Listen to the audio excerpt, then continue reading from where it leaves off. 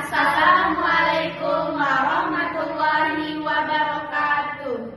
Kami dari kelompok 9, kelas 1B S1 Farmasi, Fakultas Ilmu Kesehatan Universitas Muhammadiyah Mataram. Di sini kami akan membuat video tentang Pancasila dalam kehidupan bermasyarakat. Saya pemateri pertama bernama Zahra Salsabila dengan NIM 20250510201033. Saya pemateri kedua atas nama Teddy Gunawan dengan NIM 20250510201044. Saya Baik Ertiadina Rasti sebagai pemateri ketiga dengan NIM 20250510201034. Saya Baik Musarifah Fitriani sebagai pemateri keempat dengan NIM 20250510201033. Saya Aulia Fitri Ramadhani sebagai pemateri terakhir dengan NIM 20250510201028. Berbicara mengenai Pancasila, Sudah pasti tidak asing lagi di kalangan masyarakat, terutama pelajar dan mahasiswa. Dikarenakan sejak sekolah dasar hingga perkuliahan, materi tentang Pancasila harus tetap dijaga. Jadi Pancasila dalam kehidupan masyarakat yaitu sebagai peran kehidupan dalam warga negara. Pancasila juga dijadikan sebagai pandangan hidup. Di sini saya akan membahas materi 1, ketuhanan yang Maha Esa. Ketuhanan yang Maha Esa berarti meyakini Tuhan itu satu, Maha Kuasa dan menjadi sumber segala kebaikan. Ada 3 poin dari ketuhanan yang Maha Esa dalam bermasyarakat, yaitu 1. Menghormati kebebasan beragama dan kepercayaan orang lain, yaitu memberi setiap orang hak untuk memilih dan menjalankan keyakinannya. Poin kedua, mengembangkan sikap toleransi dan kerukunan antar umat beragama, yaitu membiasakan diri untuk menghargai perbedaan keyakinan, saling menghormati, dan tidak memaksakan agama. Poin ketiga, yaitu memberi setiap orang hak, kebebasan memilih keyakinannya sendiri dan tidak merendahkan ajaran agama manapun. Nah, baik, saya akan melanjutkan materi kedua, yaitu kemanusiaan yang adil dan beradab. Nah, kemanusiaan yang adil dan beradab adalah sila kedua Pancasila, yang berarti memperlakukan manusia sesuai martabatnya. Nah, adil tanpa diskriminasi, seimbang, dan beradab mempunyai moral, etika, dan sopan santun.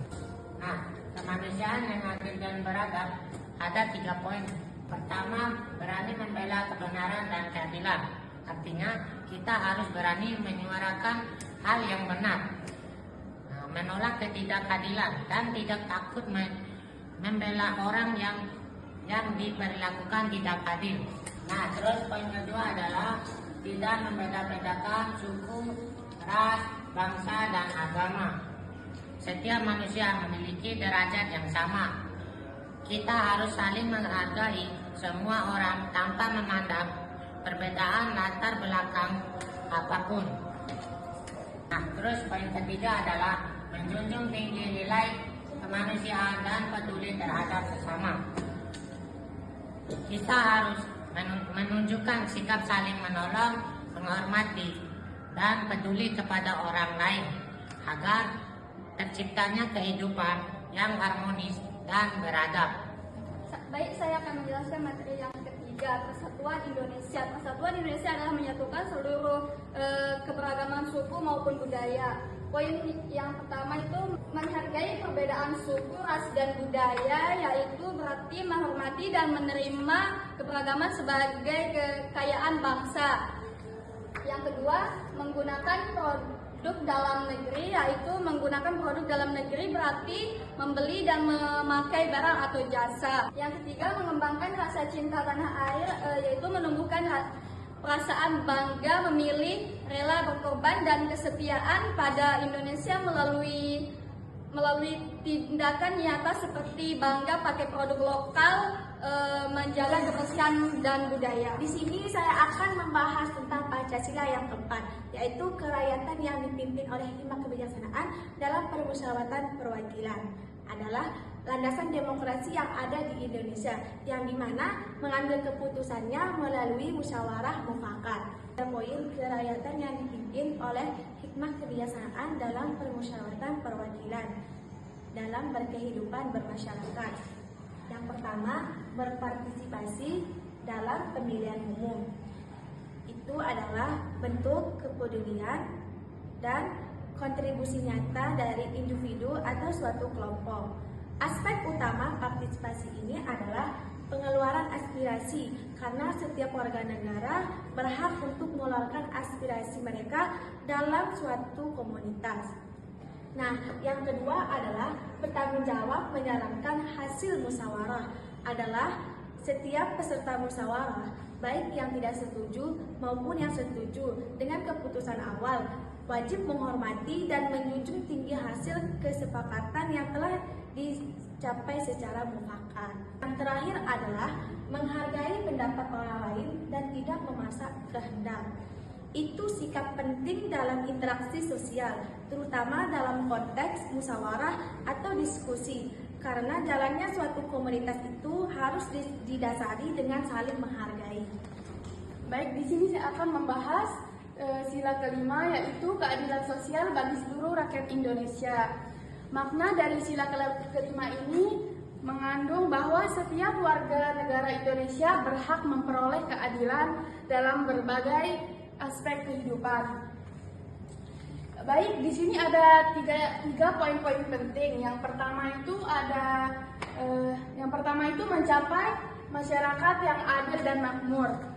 Dari poin ini kita bisa mengartikan bahwa negara atau seluruh rakyat Indonesia ini harus bekerja sama untuk mewujudkan kehidupan yang sejahtera. Tidak ada kesenjangan besar antara sesama masyarakat. Semua orang harus memiliki kesempatan yang sama untuk hidup layak. Ada poin kedua, membantu sesama tanpa pamrih. Sila ini menekankan pentingnya membantu sesama tanpa pamrih. Ini yang dimaksud saling membantu gotong royong, terus tidak boleh membantu didasari harapan imbalan, terus tindakan saling menolong ini merupakan wujud nyata menciptakan keadilan sosial dalam kehidupan sehari-hari. Di sini ada poin ketiga, yaitu menciptakan keseimbangan hak dan kewajiban. Jadi setiap manusia itu memiliki hak, namun juga memiliki kewajiban.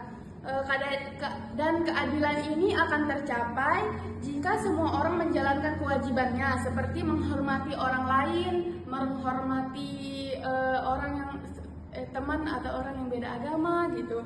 Terus tidak boleh membeda-bedakan dan juga tidak boleh hanya menuntut hak tanpa melaksanakan kewajiban. Sekian dari kami, kurang dan lebihnya terima kasih. Karena kami manusia tidak luput dari kesalahan. Wassalamualaikum